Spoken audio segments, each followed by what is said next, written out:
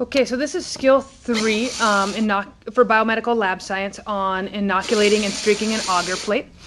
And so what this is going to look like right now, I'm filming this, it's January of 2021, and we're moving to a virtual leadership conference this year. This video will probably stay posted and we'll use it in future years, so just kind of realize that I'm talking about what a normal state experience might look like if you were to do this skill. Right now, either year you might be required to be sending us a videotape of yourself doing some of these skills with the mystery scenario. Again, make sure you know kind of what you might be responsible for having versus what would be provided to you by state HOSA. For things, for example, we would obviously provide the Auger plates and the inoculation and all that kind of stuff, and you might be responsible for your personal protective equipment. So a good place to always check every year is the Montana Gotta Have It list. We have a shopping list of where you can find stuff, as well as the things that you're responsible for bringing to each year event. And then check the guidelines and the short sheets, because you might have streaked before on an Auger plate in science class, but we always want to make sure that we know the rubrics and the guidelines that you're going to be scored on for any given thing. So this is inoculating and streaking an Auger plate for this event. And so what I would do is assemble my materials and my equipment, and then use an alcohol-based hand sanitizer. So we would have that for you in person at state. If you were filming this video to submit to us, you could just verbalize that, or if you did have some, you could go ahead and put some on. And then I would put on gloves and my facial protection for myself in working with this for PPE. I'm going to then select my Auger plate. This looks like one of the blood ones. It's actually just Jello that I made just to make this easier, so I didn't have to order a whole set just for a demo. But we would have actual Auger if you've never worked with that. It feels consistently like this, so again, if there's something that you're kind of practicing at home or wanting to use, you know, because again, when I run the inoculating loop through there, I don't want to tear it. It's kind of that same consistency, so that's something that you can always practice with for cheap at your chapters. These Petri dishes can be ordered online for relatively cheap prices if your chapter wants to kind of practice with something like this. That's a way to do that without having to always spend money on the Auger or that kind of thing on those. So anyways, you're going to select your Auger plate to be inoculated, and you're going to mark and label on the bottom. So that's the side that actually has, and I know in real life I wouldn't be taking the lid on and off of here, the Auger on it. And the reason is a lot of times these might, or not a lot of times, hopefully they don't, but sometimes they do get separated. So if I'm working with some and I'm taking the lids off, that can happen. And so I want to make sure that the label is attached to the actual specimen and not to the lid that goes with it. So I'm going to go ahead and mark on here, you know, the date and some information on the bottom of this. And then I would grab the inoculating swab. And so we would provide this to you that would have bacteria on it. It might be more Q-tip shaped. And what I have right now is an inoculating loop.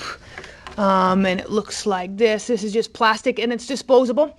So you might reach that in there and pick up the bacteria. And then what we're going to do is every time that we open this lid, we want to just barely open it enough that I can get my swab or my loop through. So right now I would have a swab with the bacteria, and I'm going to go to the first quadrant of my Auger plate. So you can imagine, and I'll kind of bring this up when I'm done, but if you drew, you know, a cross through this, you're going to have 4 quadrants, and that's what we're going to work with in here. And so I'm going to go to whatever quadrant that I pick as being first with my inoculated swab, my pre-inoculated swab, barely lift that lid. And I'm going to spread this all over the surface of that one quadrant. So I'm going to get a whole area going on that first quadrant and rub it. And then this needs to go inside a biohazard container. So you could put that in there. We would have one for you at state or in a proper place to put this. So that's gone.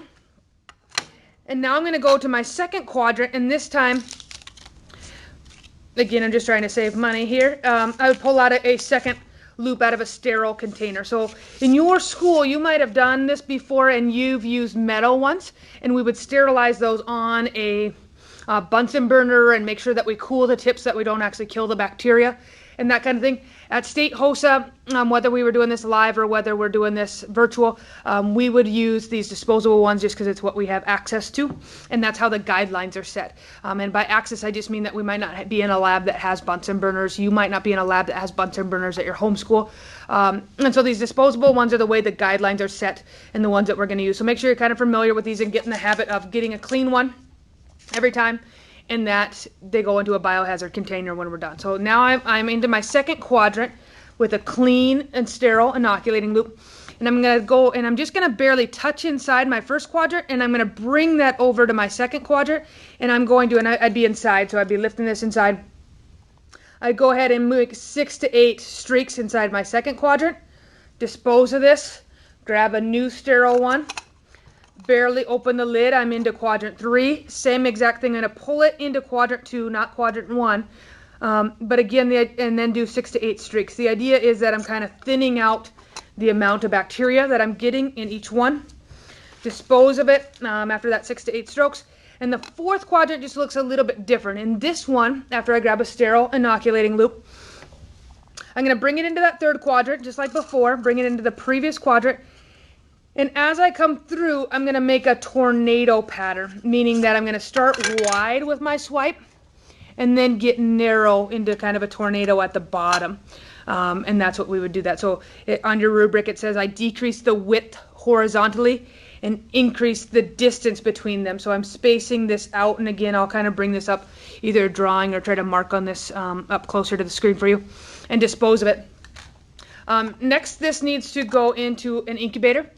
So again, at State, we'll either have a real incubator because we'll be in a live lab, or we'll have a simulated incubator with a box. Either way, we'll kind of tell you what it is. This needs to go in upside down with the lid on the bottom, and that helps with condensation issues. And then you're going to verbalize that you would set that temperature to 35 to 37 degrees Celsius. Make sure you know that you were using Celsius. After that, any reusable equipment gets kind of returned into its proper storage. Anything disposable needs to go into a biohazard container that we would have there for you.